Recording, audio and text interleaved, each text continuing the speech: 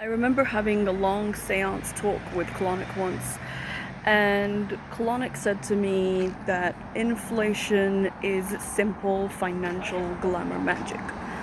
Now, anybody that moves that world knows that you're able to see night as day and day as night, especially when you move in that line.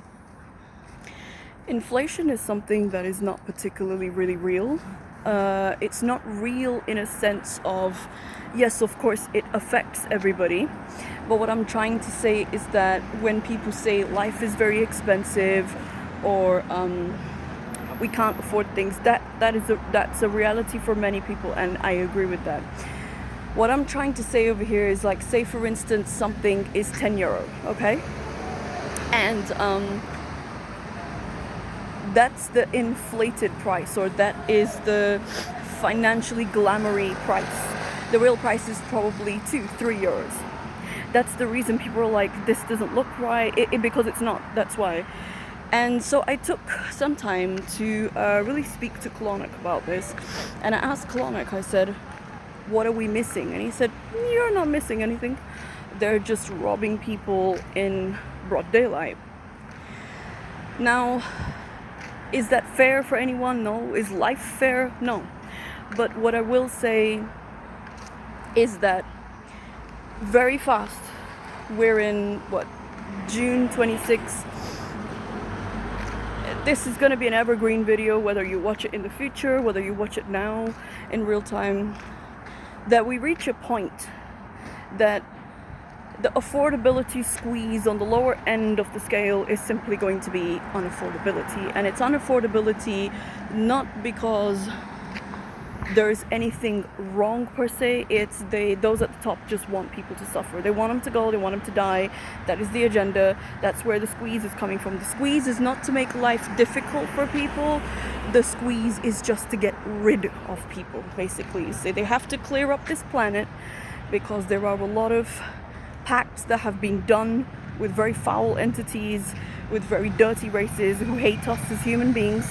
They don't want us over here, so they have to start in tiers. They have to start with, where do we start, where people don't necessarily have all the resources to fight back, or they're so downtrodden or beaten down already that they don't have the strength to fight back. Okay, let's start right at the bottom. Okay, let's experiment on people, then start raising the price from there. They're already squeezed, they're already juiced. You might as well just hit them even harder, because they're going to be easy to get rid of. It's not politically correct because predatory energy never is.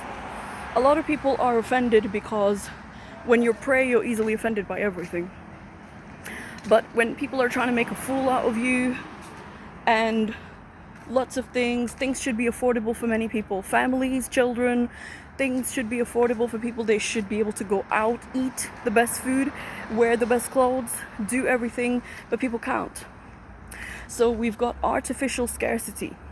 There is more than plenty of money in this world. In fact, there's so much money that it's laughable. But what's being done through financial glamour, through heavy black magic, is that the money only stays at the top. The money only stays with people at a certain class, a certain category. They have put bindings, they've put frequencies so that money cannot come down to people, so that people in common pedestrian society fight like dogs, fight like rats. 200 people fighting for one job, maybe not even 200, maybe 2,000, 20,000 people. That's abnormal. That's not normal. This is part of financial glamour. They've deliberately introduced AI for that. So financial glamour is not just about how much something costs or what it doesn't, or, I used to pay X amount, now I do. We all see it and we all feel it. And this video goes beyond borders. It goes beyond countries. It goes for everybody that works at the moment, everybody that is trying different ways. Those ways are going to crunch down. They're going to become worse. I'm not here to sedate people with lies. Those ways are going to become worse. People who are driving for a living, people who are doing different things, once they fully bring those self-driving automation cars, yeah, yep, you're pretty much done. You're pretty much done. I remember receiving an email from Uber saying that, do you want to sign up? Do you want to be the first person to sign up to take a ride in an Uber that doesn't have a driver? I'm okay, thank you. I have no interest in that. Okay, so they're going to do all kinds of experiments with people, which they're already doing, and people are like, we have to adapt to a changing world. Yeah, you do, but what type of adaptation are you actually looking at? What happens in that adaptation? Do you know what you're adapting to? In London, everywhere right now, we see these electric vehicles, we see everything, we see the little pumps. They're preparing, because then they're just gonna announce quickly, we're giving you about 6 months. You can trade in your anything where you pump gas, petrol, gasoline, diesel. We're getting rid of it. We already know that, it's part of the agenda, but the speed they're moving at is... I remember I have a friend who asked me this question: did you ever think things would get this bad? I said, yes, of course, far worse than this, but what I had not counted on was the speed of it getting that bad. So financial glamour is a real thing. The price is not that much. These are just inflated, nonsensical prices that realistically nobody should be paying, okay? Not a single person should be paying these prices. People deserve food, they deserve water. Water is a commodity that everybody deserves, but in the future, water will not be easily accessible. You'll not be able to go to a shop or a supermarket to get water. You will have to fight for water. People will be fighting just the way you get in war-torn countries. Lots of countries already look that way. Most Western countries look that way. It's just a lot of people don't want to accept reality for what it is. Western countries don't look the same anymore. The price of everything has gone up so much that you've got migration issues, which is an issue, and a lot of people want to avoid what's going on, which is very obvious at the moment. The Kalergi plan is happening. It's in progress. It's in progress. It's pretty much at least about 60% complete. Believe me, you guys haven't seen the worst yet. I remember discussing this with Clauneck, and he said you haven't seen the worst yet. So I'm not somebody that likes to bring, like, anytime I do Clauneck videos, I don't necessarily like to bring bad news to people. I just like to be honest. So what can you do to work around the financial glamoury, or as we call, inflation? Okay, what you really want to start to look at is multiple streams of income, because it's going to make life a lot easier for you if you have money pouring in from different places. Okay, number 2, you want to socialize and network with people where there's opportunities, which ties into the pointer of 2.5. That's something that Clauneck has always said, mysteriously enough, and that is dress for your opportunities. Okay, financial glamoury won't hit you as bad if you dress for the opportunity.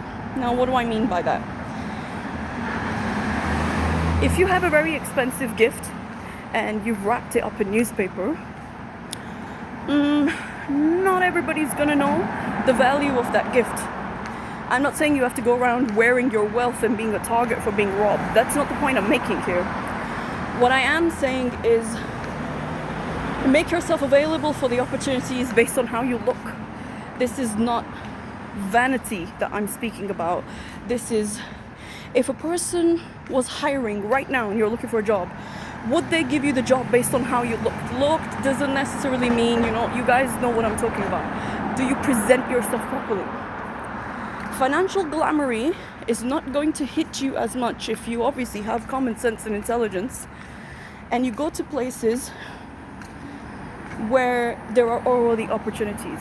Now, presentation is a big issue, and in glamoury, when ladies especially do the glamoury, it's to look attractive. If you look attractive, people generally come towards you more. My question, or rather my statement, I will close this video with from my quick chat with Clauneck is, what are you doing to maintain your appearance? Appearance, okay, yes, can be skincare, can be makeup for ladies, perfume, you know. I'm talking about men as well. What are you doing to look a certain way? Do you dress properly? Do you have proper suits? Do you carry yourself well? Because if you do, it's going to be easy for you to get the opportunities that are going around. There are plenty of opportunities. You just need to know where to find them because they're not readily available as they once were.